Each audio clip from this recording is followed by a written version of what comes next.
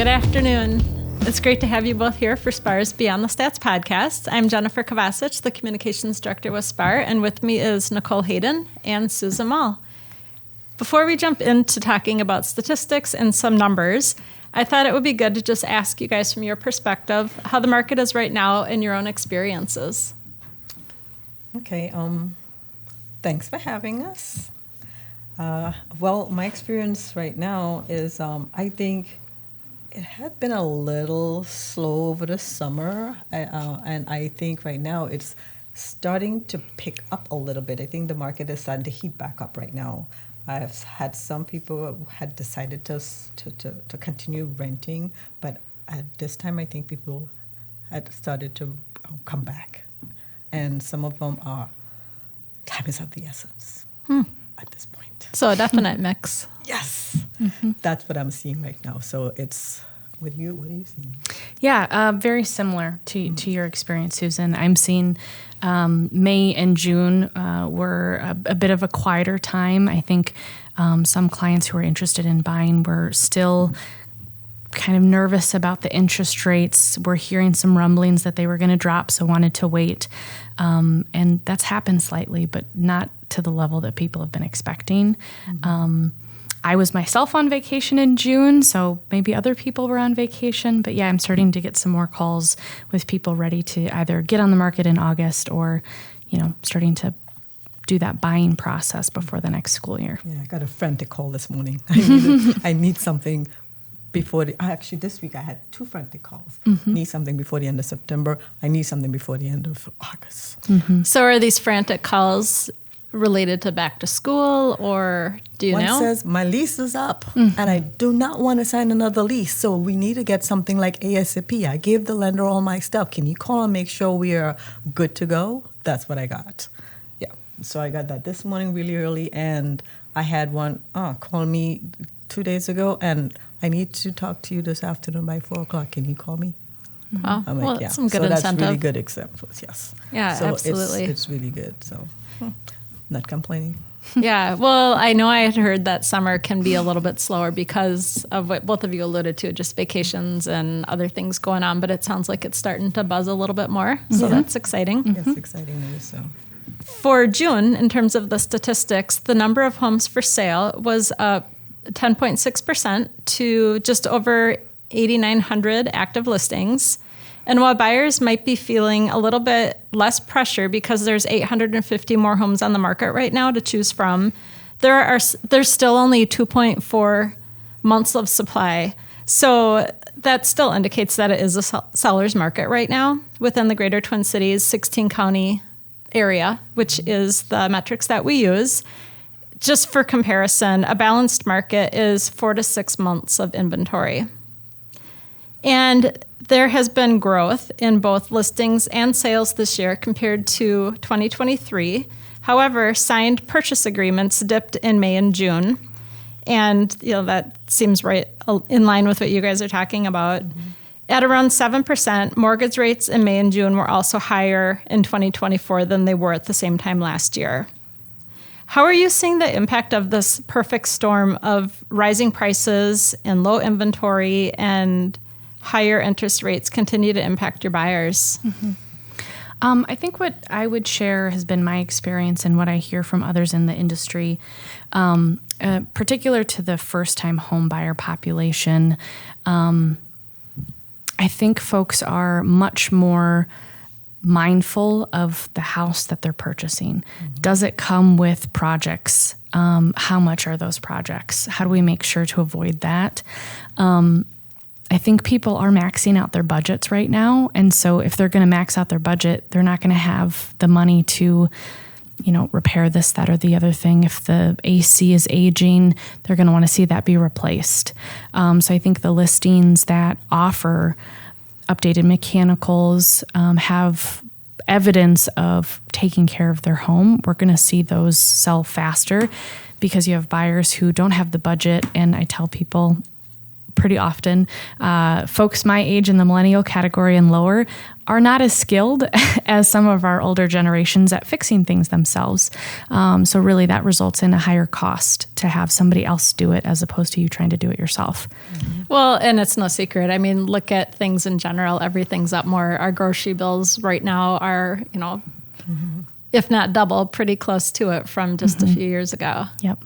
So. Yeah, same here. I have some buyers have decided they want to continue renting for a while, where others don't care because of rising, interest rates. And some of them do not care much about the interest rate at all.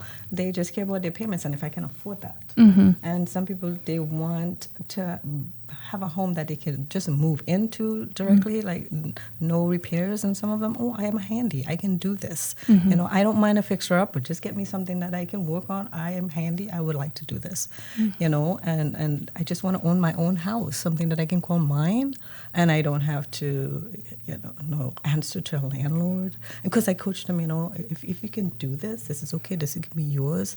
Stop answering to someone else and giving someone else their equity. Because I talk to them about stuff like that, and they're okay. Let's do that. Once you can, educate people in that direction, they're okay with that. I'm handy. I can do this. Let's do it.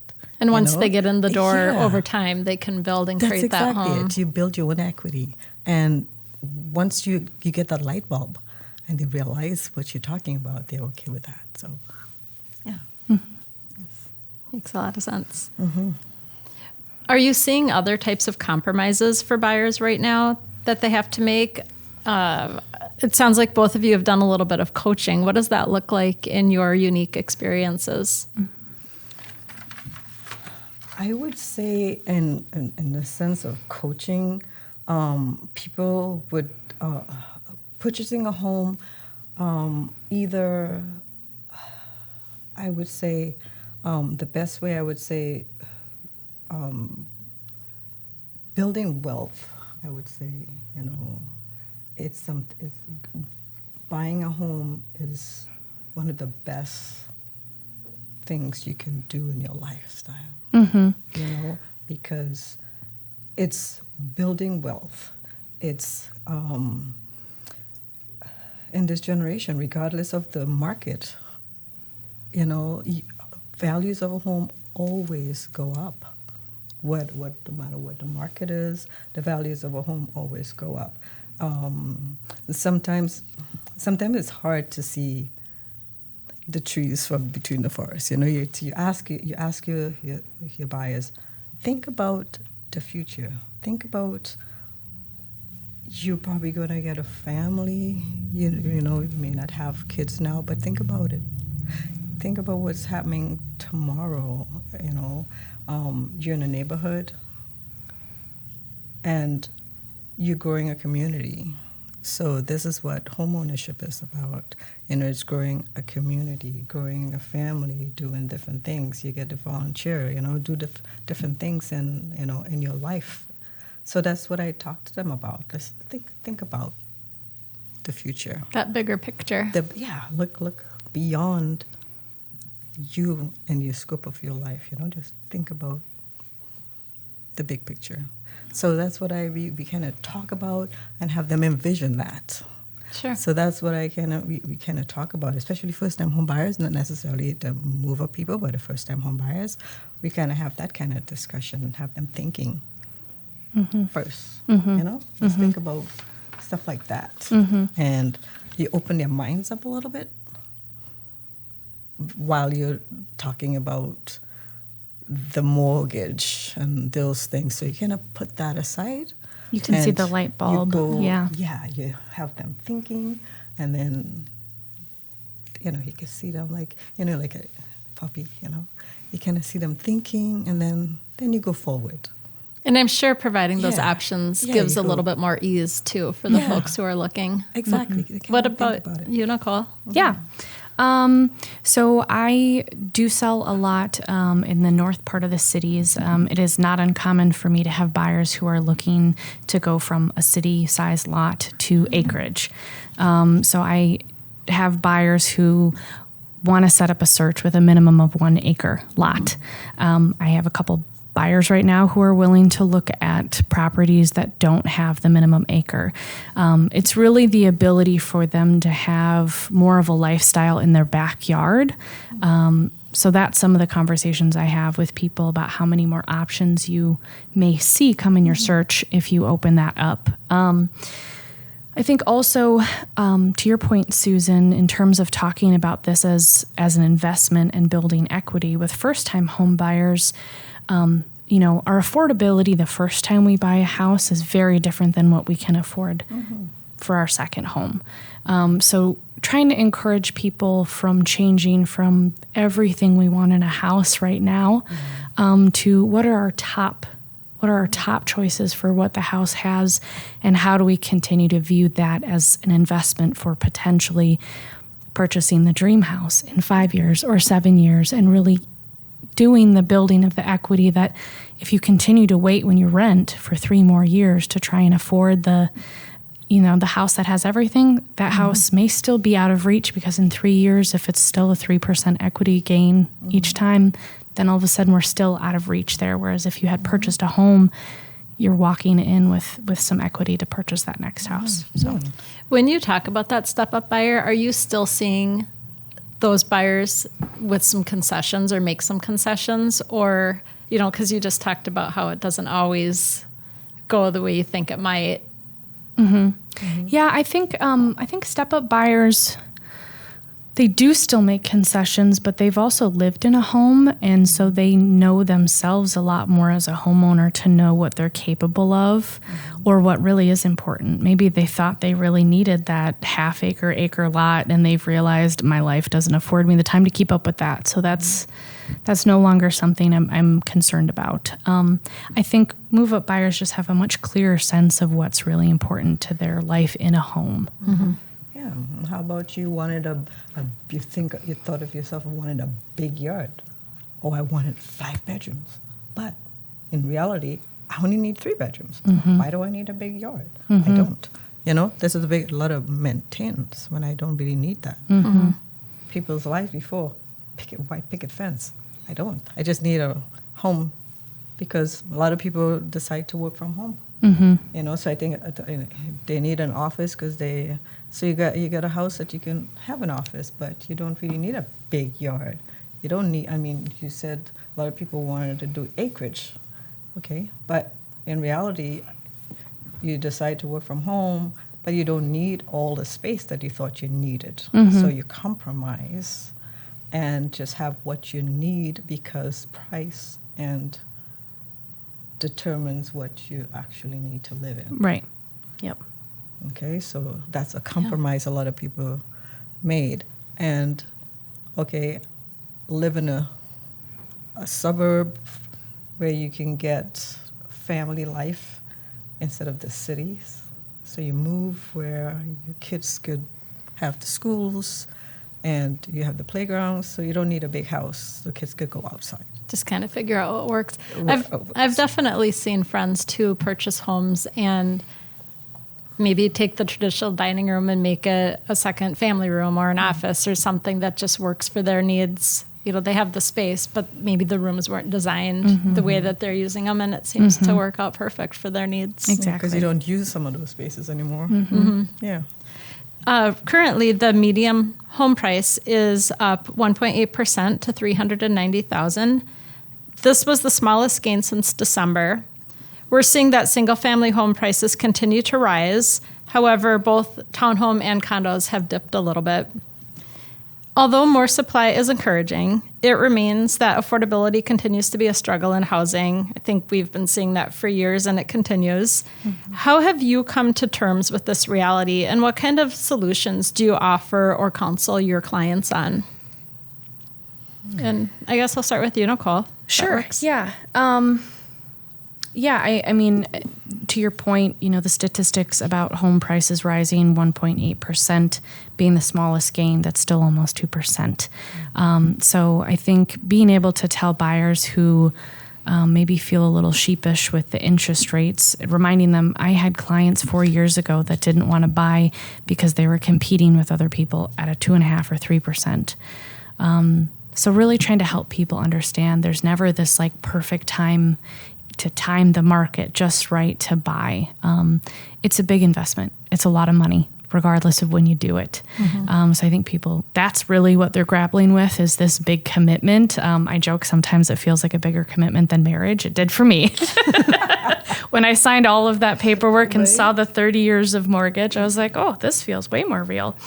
But, other things, affordability, it's a challenge. And I think people in all ways are experiencing that. I do try to help connect my buyers with resources.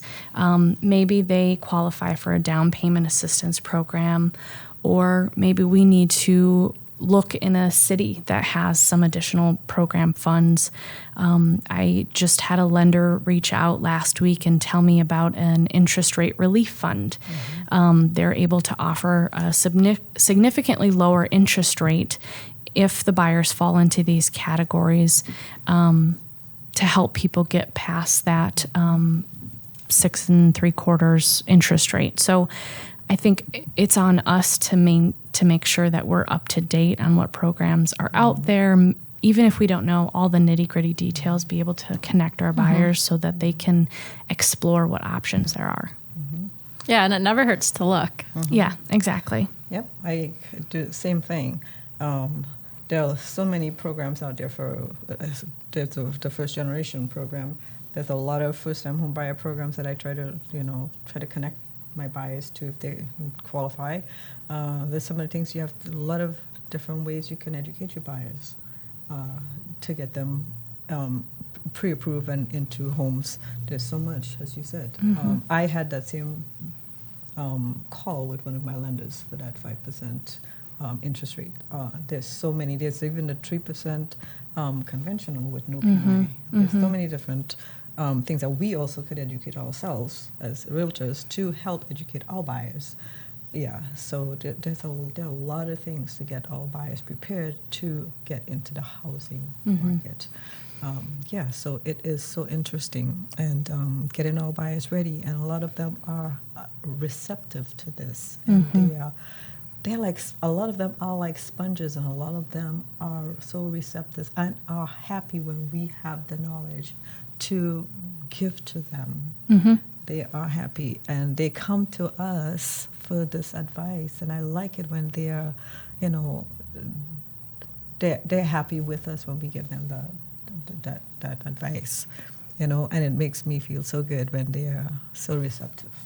I can only guess that as realtors, you guys get a little bit giddy when you hear some of these programs that you can share. Yeah, absolutely. And when the buyers are happy with it, and they come to us, and they're so, we're like their teachers, because they don't know, and they look to us, and it's so rewarding. Yeah, and even if they don't necessarily fit into the parameters of a program, I think what that allows us to do is to share like our industry notices, and we care, and we're trying to find creative solutions, which, continues to align us as an advocate, as a partner along the process of the home buying program or process. Yeah. Well, and I know even before we started talking on the podcast here a little bit earlier, we talked about other things that we're hearing people do, such as maybe you bring in a roommate or somebody to kind of help offset your costs. There's a lot of creative solutions that sometimes you just need that, need to know that it is an option. You don't necessarily go into it thinking that way as the buyer. Yep. Exactly. There's so many different options. Exactly. Like you have duplexes or something. You do owner occupied one side, and you do the other side. Help offset your mortgage. Buying a home, renting out a room, things like that. Those things like that help offset your mortgage payments.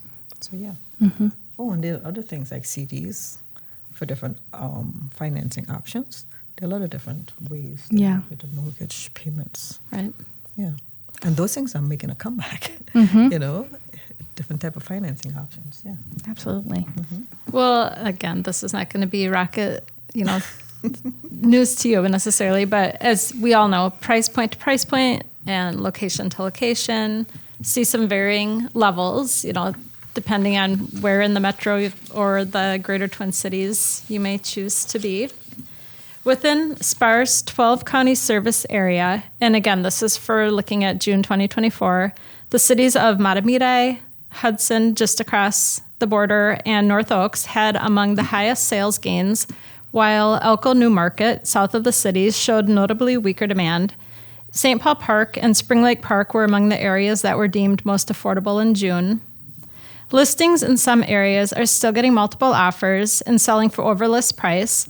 In fact, overall, sellers accepted offers at 101% of their list price on average, and while that is surprisingly strong, this was actually down a little bit from the previous year. What are your current experiences? We've talked a lot about the buyer side, but what are your current experiences on the seller side? Susan, why don't we start with you? Okay, well, what I think here, price to sell is one, to say location is one thing, but price to sell is another thing. Location. Market value, price, if your property is priced to sell, it will sell. The market, if the property is priced right, it will sell. The consumer determines the market, is what I always say. And if you price your property right for sellers, it will sell. So no matter what, the consumer is who determines the price and the value of your home. Are sellers pretty good at listening to your ideas about, maybe it's staging or maybe it's just like the price point? Some of them. Yeah, it definitely varies by personality. I know one strategy I use for listing appointments is by being an expert with buyers, we know what folks in this market are looking for. I just the other day shared with a seller that, their knowledge may be what they watched on the news 6 months ago on where prices are at. We are out real time with buyers right now to be able to tell them the majority of buyers are looking for a house that doesn't have projects, that's turnkey ready. So these are the projects that if you invest in now, will sell your house faster, probably for a higher price point. So I think if you're coming in with that expertise, they're going to listen. Some people don't, but that's just their personality. But for the most part, I think if you can demonstrate your expertise, folks are pretty convinced by that. And really have those projects wrapped up so that they're not part of the transition process too. People, they have a hard time picturing what new carpet is going to look like in a room that has orange carpet. Yeah. That's just, some people can do it, a lot of people can't. So, and you have to take yourself out of the picture whenever you're selling a house. You need to separate yourself from the property. You cannot be fixated and say, this is mine. You got to take yourself out of the transaction and let somebody else picture themselves in it, because it's no longer yours once you're selling it. You need to take yourself out of that totally and let it become someone else's. That's a great point. So, yeah. You gotta really take yourself out of the transaction at that point. Yeah. With some increased inventory, are you seeing sellers focusing more on perfecting their home before putting it on the market, just so that they can kind of have that upper hand when it comes to buyers who are looking? I'm definitely encouraging it. That's something that I always encourage my sellers to try to have their house as show ready as possible, because the first interview is online. So those pictures become a really crucial time to move somebody from a looker to scheduling an appointment with a realtor or showing up to an open house. So a house being in its best condition in a picture, that moves people from the couch to actually coming in. Exactly. Yeah. To see it. Exactly. So yeah, it has to be show ready at all times. Well, in June, we saw offers coming in after an average of 34 days on the market. For single-family homes, it was 31 days, and for condos, it was 56 days. I know we're in the midst of July right now, but I'm curious, what are your predictions for the rest of the summer and how you think things will play out? I don't see any reason why. I think if the home is priced right, I don't see any reason why things shouldn't sell. And just has to be priced right. So some are continuing to pick up. I see the summer continuing to pick up. It was slow a little bit, but I see the summer continuing to pick up and things going in the right way. I see a positive shift in the housing market, and I think we're going to finish. Awesome. We're going to finish strong. Yeah, That's what I see. I would echo what Susan said. I'm, even just this weekend, Tuesday sales meeting, there was an agent that networked 6 listings, 4 of which are going on in August. So I'm just seeing a lot more options come, which will help get some of the buyers who are just looking at their searches and not quite ready because they're not seeing their options. I think we'll continue to see that. I think traditionally will continue to happen where we see a mad dash before the school year of people trying to close before the kids start again. So, yeah. Yeah, Nicholas, that's true. So yeah, it's going to be hit us of people trying to get home before the school year starts, and we're going to be busy. It's coming really fast. Yes, I know it's Yep. going to be here before you know it. Do either of you have any final thoughts or things you want to add? What do you think, Nicole? One thing I would just share for a tip, maybe. I know one thing I'm keeping my ears and eyes peeled towards is our retiring generation or having retired for already a few years and maybe need to downsize. I'm starting to have more of these conversations and appointments with people who are still maybe not feeling quite ready to downsize, but maybe they have a spouse that is on a bit of a decline. I think it differentiates you to start having connections with like assisted living, contacts, social services, different people for them to connect with to provide support in that process.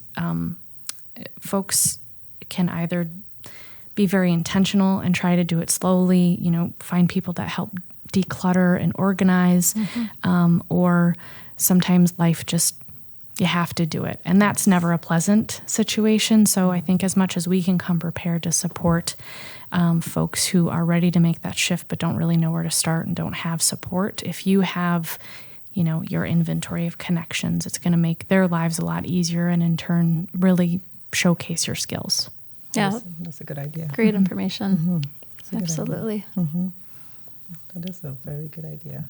And we could be of assistance. That is something I thought of. And I actually have aging parents. That's something will help. And I actually started helping my mom because my dad has been in assisted living for a bit. And I have friends that have parents that are aging and need assistance. And that is something we should start looking into. To help, people transition into things like that. So not only do you have some of the tips to help, but also that compassion that goes with it because, most definitely that's going to be difficult after many years. But then the positive is potentially some of these homes, maybe not all of them, but some could open the door for some first-time home buyers as well and Of course. start the cycle. It unlocks a whole new, Cycle. set of inventory, I think. Yeah. For sure. Yeah.